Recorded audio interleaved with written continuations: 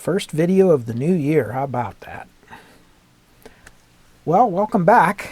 And this is a familiar face, I'm sure. It's an EICO Model 950. It seems like everybody's done a video of these at some point in time, including myself. This one is not mine, but it has a little bit of history behind it. The owner of this was truly one of the pioneers of electronics, radio and so forth. And he probably passed away more than 40 years ago. And he actually maintained and serviced one of the radio stations in the town where I was born, which is about 2.5 hours south of where I live now. And he and my cousin is now 85 years old, if that tells you anything. He was a mentor to my cousin who taught me a lot of what I know. And when he passed away, his wife, he was very close with this gentleman. And this gentleman's wife handed a lot of things over to my cousin. And this was one of them. So you can see it says Fayette Area Electronics, and that's why that says that on there. But my cousin has used this thing for many, many years, and even though he's 85 years young, he still tinkers around with electronics. And this thing quit working a little while back, and it's just been sitting on a shelf. And I knew right away what was wrong. And as always, it's the voltage potentiometer. They go bad in these, and I've talked about this in the past. Whenever you go to do the paper mica test or the electrolytic test for the leakage, this thing actually applies a voltage to these two terminals. Do not touch them while this is turned up, or you'll find out how much voltage very quickly. This will give you a nasty little bite. It is current limited, but not enough that you won't feel it. And you can see it goes up to 500 volts. Now, a couple things that people don't know about this. Number one, if you take a normal voltmeter, like this one, or even an expensive Fluke or a bench meter, it doesn't matter, and you try to measure the voltage, you will find that when you turn this up to 500 volts, it in fact does not read 500 volts. It'll read somewhere around between 370 to 450. It'll always read off. The reason for that is that, again, this is highly current limited, and your meter actually has a lower input impedance than a leaky capacitor. These are designed for something between around 20 mega ohms of leakage, and that's what this eye indicator will show. And your input of your average meter is 10 mega ohms, but the input is very low compared, the impedance of this meter is very low when compared to the capacitor tester. So this actually will add a burden to that meter, and it will throw off your reading. And that's why these do not read. I see lots of forums where people say, I test my voltage and it doesn't say 500 volts when I set it to 500, and then they try to change all the resistors and redesign the circuit, and all along it's been working perfectly. So I just wanted to explain that to you all. But what goes wrong in here? Let's take a look. Okay, here is a little wire wound potentiometer. Some people may call it a rheostat, but whatever you want to call it, it's a variable wire wound resistor. And this is the one out of this particular unit. Now, if we take it apart, you can see the way that it's made. It has this little cardboard piece wrapping around here, and there's this really, really fine wire wrapped around here. You see that silver stuff around in there. And that is resistive wire. It's very, very thin, even thinner than your hair. And this is a 4-watt resistor.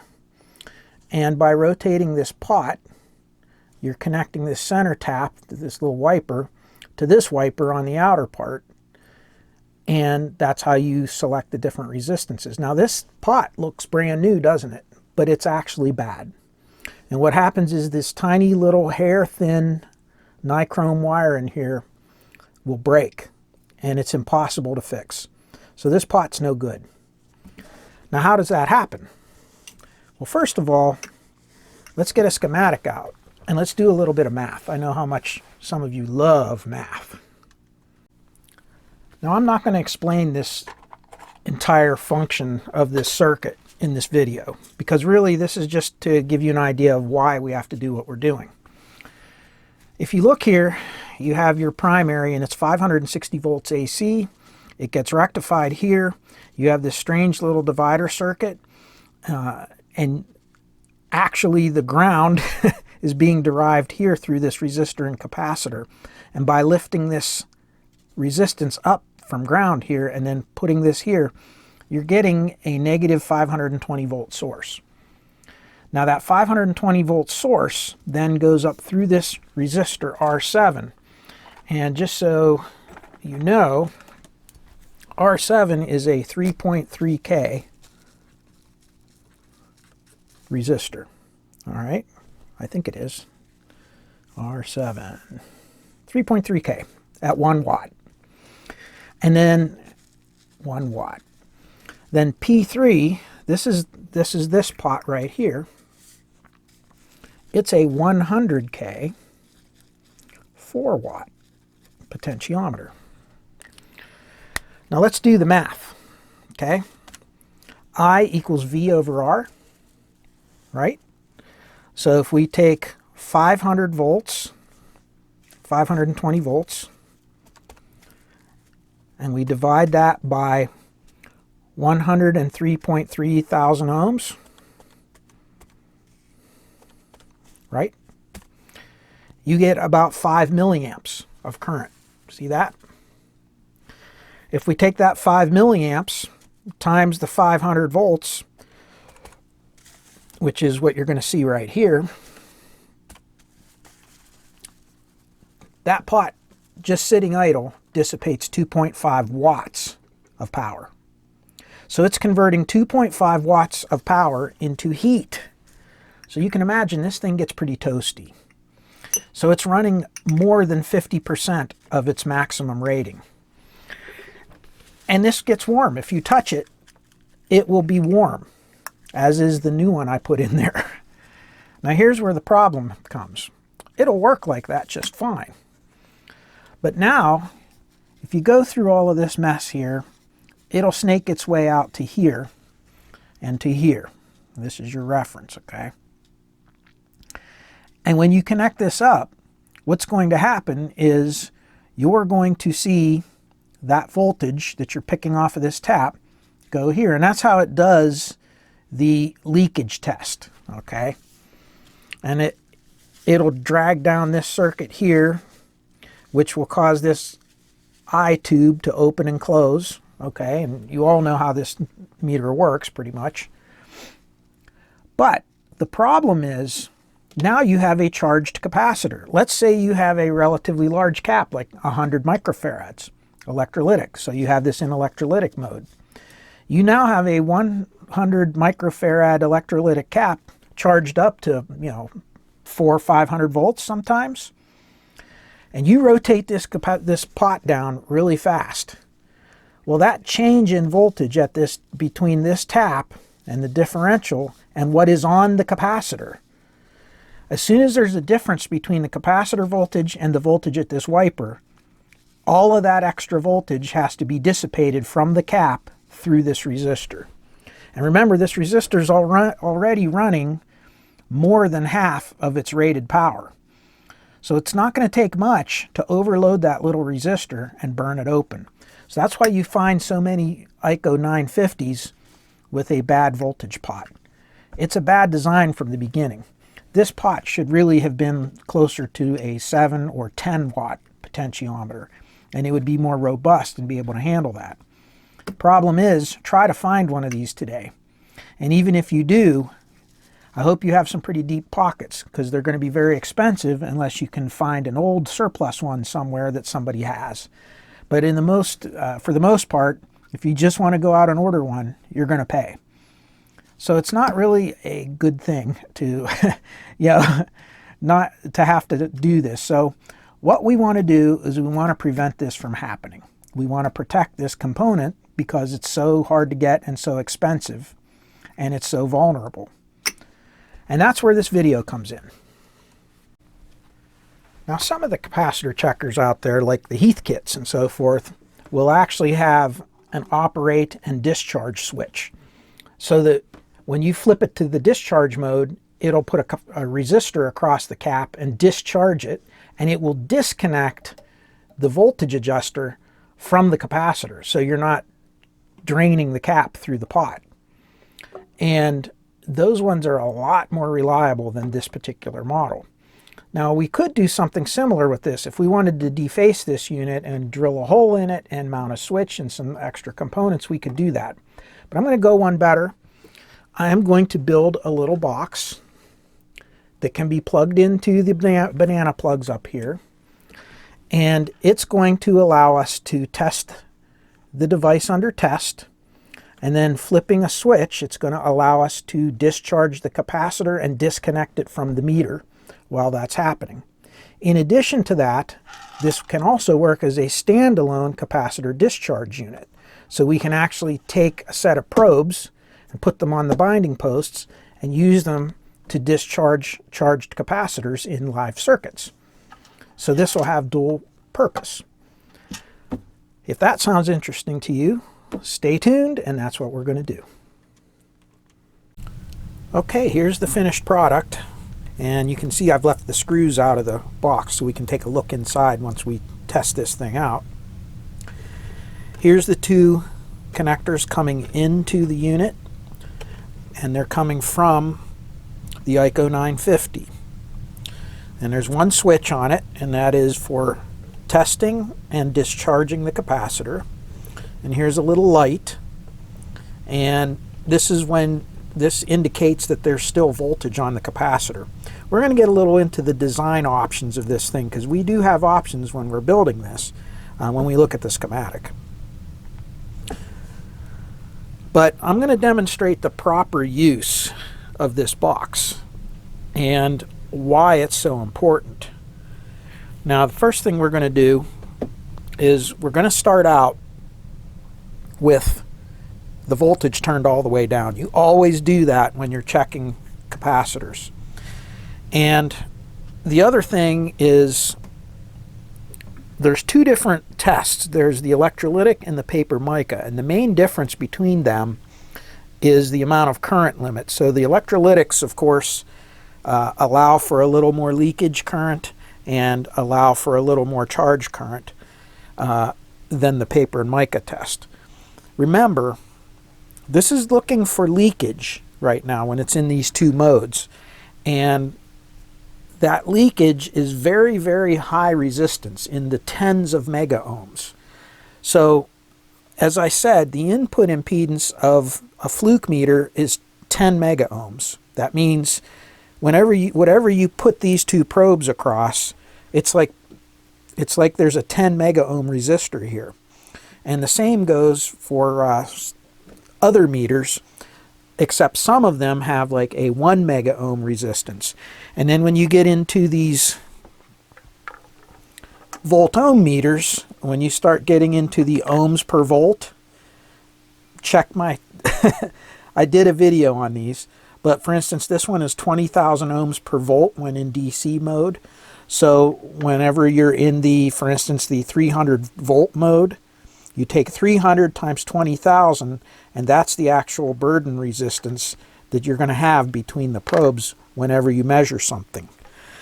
So that's why you can't just measure the output of this meter here with your digital meter, is because this thing's, well, let's do it. Let's do a little test here. I'm set to paper mica right now, and I'm set to 350 volts. Now watch what happens when I put the meter onto this. Watch what happens to that magic eye tube. Here, I'm trying to be careful so I don't electrocute myself. See what happens? It's showing that there's leakage on there. And on the meter, it's only reading 250 volts, even though we're set to 350 volts. That's because this meter is actually loading that circuit down. That's how sensitive this thing is. Now we're going to test an electrolytic capacitor. And I'm going to turn this voltage down. Now we're going to check this one. And this is rated at 680 microfarads at 350 volts. If you were to charge this up and get across this, it would really hurt you. More importantly, if we were to just turn this knob up, charge this cap, and then rapidly turn it back down, this cap would discharge through that pot. And it would cause what happened to this one. It would burn open the potentiometer. And we're going to use this box to prevent that. Okay, I have a set of wires connected. And I'm going to just hook them right up to this capacitor. Negative to the negative, positive to the positive. And right now we're in discharge mode. So when this is in discharge, it disconnects the EICO 950 from these terminals. We'll see that in the schematic when we take this apart later on. Okay, so you see how we're connected? Hope everything's in shot here. Okay, now I'm going to switch it over to test. And I'm not going to turn this up all the way right away. I'm going to turn it up slowly, and I'm going to watch this magic eye tube. If the capacitor is working properly and doesn't have high leakage, you'll see this will close because there's a load on there. You'll see the leakage, and then as the capacitor charges to the voltage that I set this to, the eye will begin to open like it is now. So let's do that. I'm just going to go a little bit till it closes. And you can see now it closed and it's opening back up. Once it opens up, I'm going to go a little more till it closes again.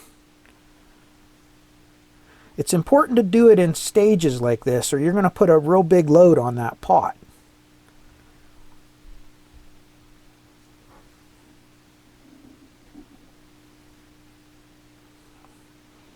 And you can see as we go, the capacitor is charging.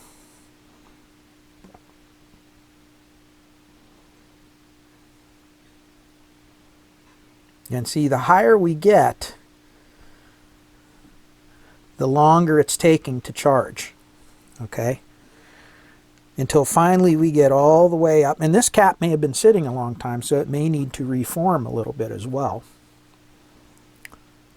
And we're going to just take this up. It's a 350 volt cap. Now the thing is, if we try to read this with our meter, it won't read that there's 350 volts there. You'll see that it's not really charging to the full 350 volts onto the cap. I'll demonstrate that. Okay. If I take this and look here, let's get the glare out of the way. And I go from positive to negative, and I'm doing this very carefully and gingerly. You can see there's about 235 volts on there right now. That's still a lot of energy at 680 microfarads. And if I keep going, as long as the capacitor doesn't exceed its maximum voltage, and you'll see this takes a long time to charge when it's this kind of capacitance. And you can see it's just creeping up. And it'll just keep doing that. And you notice as the voltage is going up and getting equal to what's here, this opens slowly. So I'm going to let this finish charging, and I'll come back and we'll measure it. Okay, it's been on for another minute here or so. And you can see we're about 326 volts. And it's still climbing a little bit, but it's climbing much more slowly now. And you can see that the eye tube is just kind of flickering there. And the cap is charged. Now this is very dangerous right now. If I were to turn this voltage knob down right away, it would dump all this right through the wiper of that cap and potentially damage the resistor in there. Also, if I just disconnected this right now, and this cap would be charged to 325 volts at 680 microfarads. That's a lot of energy. So what we want to do is we want to safely discharge this. We want to do two things. We want to disconnect the EICO 950 from the capacitor, and we want to safely discharge it. And we want to know when it's discharged. And this box does all three of those things. So now what I'm going to do is I'll get this a little bit so you can see it. And what I'm going to do is I'm going to put this from test mode into discharge mode, and it's going to do all three of those things. Now when you watch this light, you'll see the capacitor discharge, and when the light goes out, that means it's pretty much discharged.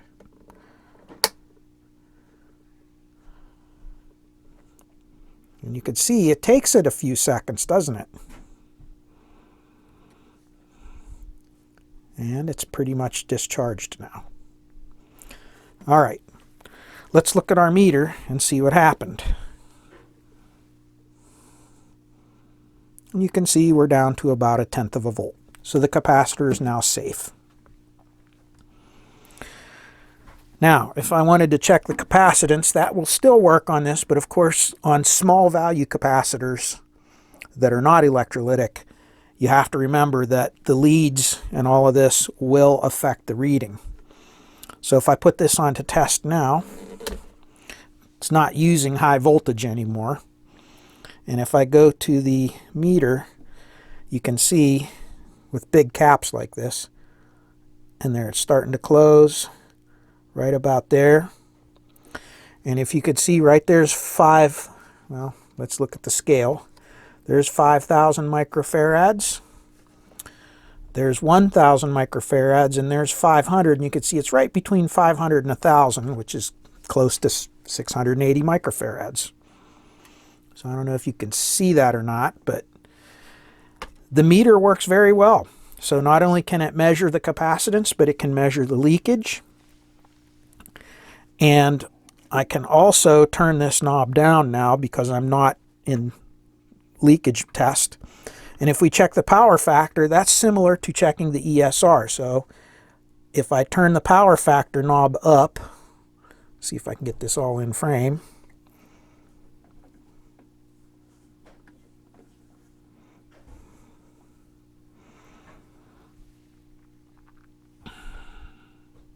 And it's not going to show me anything because this cap's too big, I think. Okay, we'll switch this back to discharge.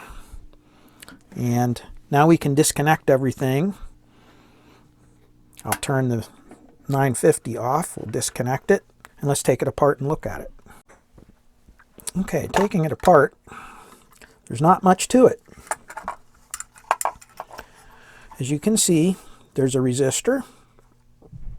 Here's a smaller resistor. Here's 4 diodes, a switch, an LED, and some connectors. 2 of them here for your capacitor and 2 of them here to connect the EICO 950. Now what I'll do here is I'll give you a couple of views of it, and you can actually stop your video and hit print screen if you're using a Windows computer, and probably Apple as well. And then you can paste the print screen onto a photo editing program like Paint, like Microsoft Paint or something, and you can print these pictures out if you want. So here's a view, and you can see these diodes are configured in a bridge rectifier, even though they don't look like that. You can see here's the 2 cathodes connected together, and they go to the one side of the LED, and then this side on the bottom has the 2 anodes connected together and goes through the resistor to the negative of the LED. And then the opposite side of those diodes, they Y off and they go to the output of the switch. And then this part of the switch, the center part of the switch, goes to the capacitor that you're testing. And the other side of the switch goes to the EICO 950. So you're either going to be switched over to the EICO 950 or to the resistor network. And you can see Here's your discharge resistor, and it goes from this side over to this side. Okay, and it's in parallel with this little monitoring circuit. All right, enough of that. Let's look at a schematic. Okay, we'll start right here. So it's a very simple circuit. Here's your capacitor connected to those two banana connectors, right? Binding posts, whatever you want to call them. And if you switch it this direction, it goes straight through and out to the EICO 950. So positive to positive, negative to negative.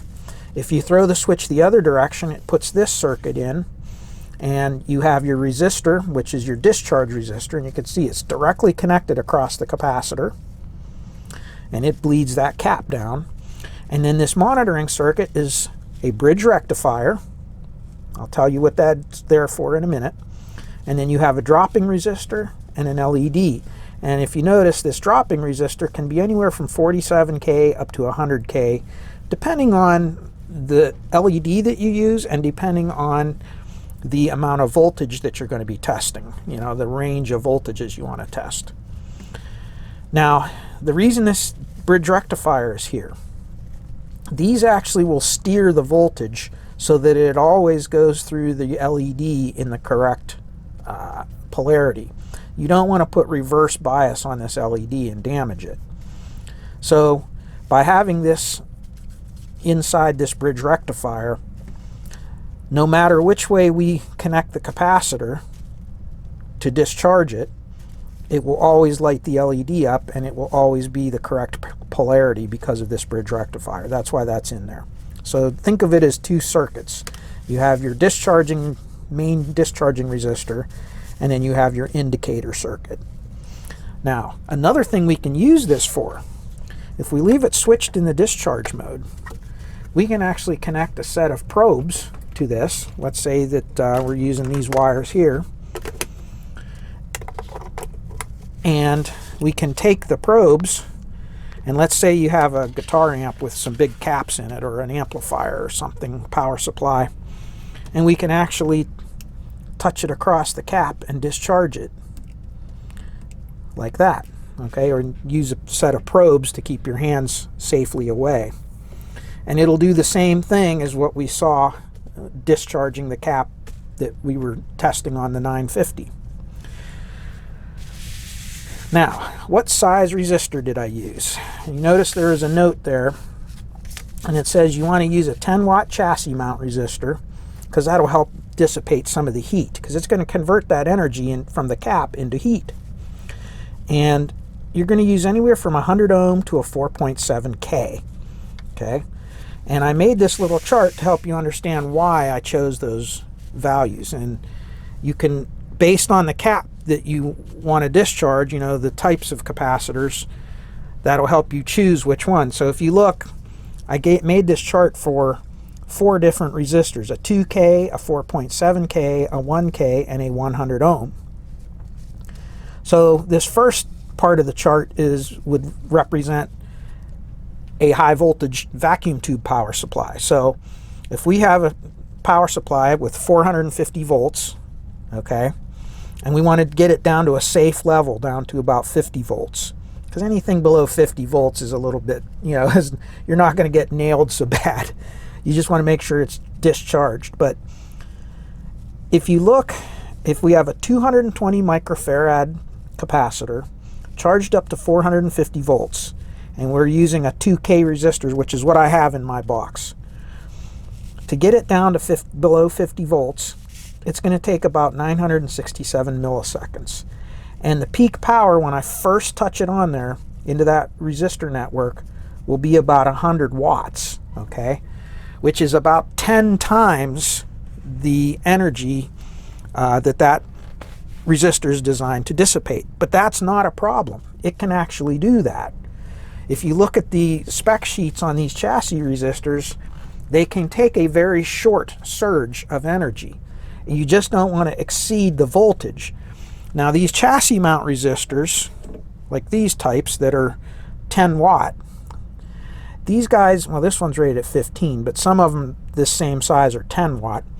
these things, their breakdown flashover voltage is about 1500 volts AC RMS. So these can take quite a bit of voltage. So that 450 volts is no problem. And since it's less than 1 second, that energy, remember, it starts at 100 watts, but it very quickly starts bleeding down. So like at half a second, it'll be probably close to half of this or less. It'll be, so it really won't be enough energy to destroy this resistor. Only if this capacitor was huge. I mean, if it was 10,000 microfarads at 450 volts, that might be a different story. But for your average vacuum tube power supply, this is a pretty nice place to be. Within about a second, you could discharge a 450 volt, 220 microfarad capacitor. Now, if you move up to a 4.7, it's going to take longer. It's going to take more than double the time, about 2.272 seconds. But your peak power will only be 43 watts, but it'll be spread out over a longer time. Okay? With a 1K resistor, it'll discharge in about half the time, but your peak is now 200 watts, but for less time. See what I mean? It's kind of a trade-off. And then even a 100 ohm resistor, look what your peak power is. 2,000 watts. But the whole discharge time is 48 milliseconds. Okay? 48 thousandths of a second. So that peak is there for such a short time that, again, the resistor doesn't have enough time to burn open, in theory. So I just wanted to make this chart so you would understand how how this all works. Now, if we're working with a big solid state amplifier that has like a Pioneer that uses those 22,000 microfarad 75 volt caps, to discharge them all the way from 75 volts down to 1 volt, get it all the way down. You can see with a 2K resistor, it takes 190 seconds. Okay, so it's a long time, right? Just over 3 minutes. Okay, 10 seconds. It's 3 minutes and 10 seconds to discharge that cap with a 2K resistor. So you may not want to do that, but it only dissipates 2.8 watts of power because the voltage is lower. So that 10 watt resistor isn't even going to get warm. Whereas if we go down to, let's see, the 100 ohm resistor, it's going to discharge that cap in 9.5 seconds. But at the very beginning, the peak power is going to be 56 watts, which is about 5 times the rated power of that resistor.